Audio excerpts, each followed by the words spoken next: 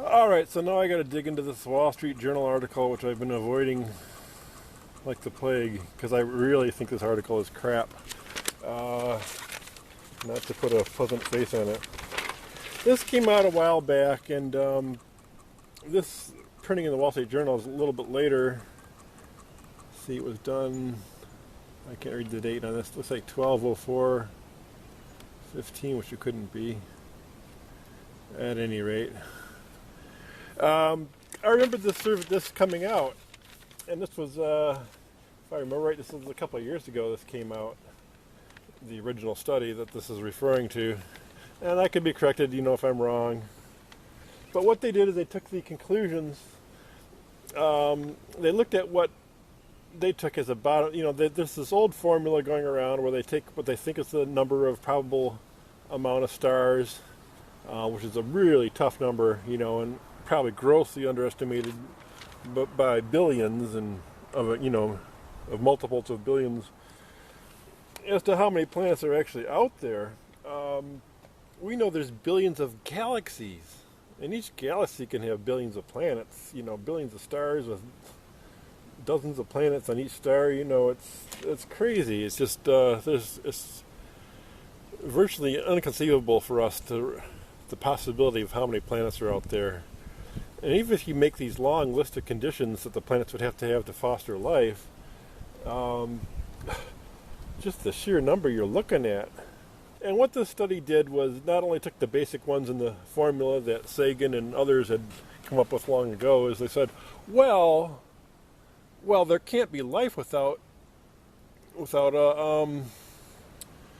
Van Allen belt, without the shielding from radiation that the Van Allen belt creates for us. There couldn't be life here. So the planet has to be just this and this to create such a belt.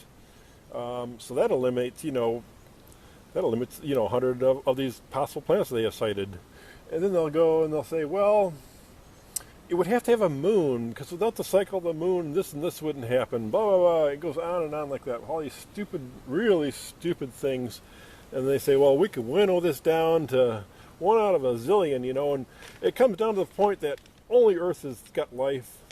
And this is why I can understand why Teresa likes this study, because this really is saying that we are unique. This is the holy rollers saying that, the Earth is 6,000 years old. It was created by this, God on the throne type of God. And here we are, 6,000 years later. We're the only life in the, in the whole universe. The rest of it's just an illusion for us to look at. Ah-la-di-da-di-da. It just gets more and more fairyland the more you get into what a lot of Christians believe as far as what God is. They have this basic old man, designing things on his throne and breathing out, let's not get into all that. I just think that people think they know the nature of God, and they want to bring him down to our level, basically, as much as they can. But anyway, that's the grist of this. I really resent this article because it's just a typical example of the anti-intellectual movement. The whole truther, the truthers going around, the Alex Jones, 9 times out of 10, sometimes they will. They're more often than whistleblower. They're misinformation spreaders. Or disinformation spreaders, deliberate disinformation spreaders. The Koch brothers don't want anybody to cost them, $1 billion to put pollution controls in their plants. So they can spend $10 million in corrupting politicians and even media figures, all receiving their money, to say, oh, there is no such thing as pollution. Pollution has no effect on us.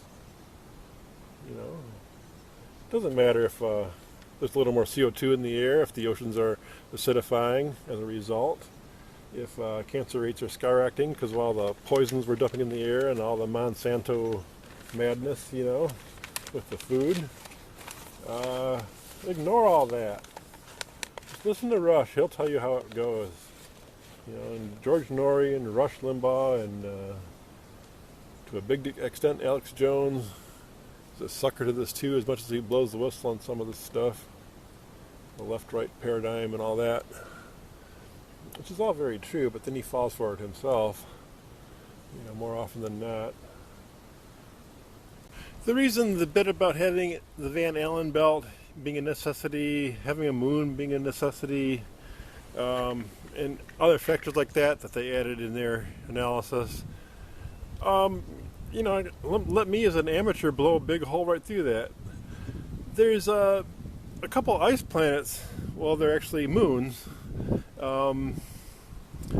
Europa, and actually I think there's a couple others around Saturn and Jupiter, where take Europa because that's the one I can recognize right off the bat here.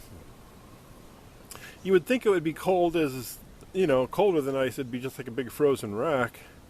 But the forces of gravitational flux as it moves around the planet, always changing, always moving and grinding together, generates heat in the planet.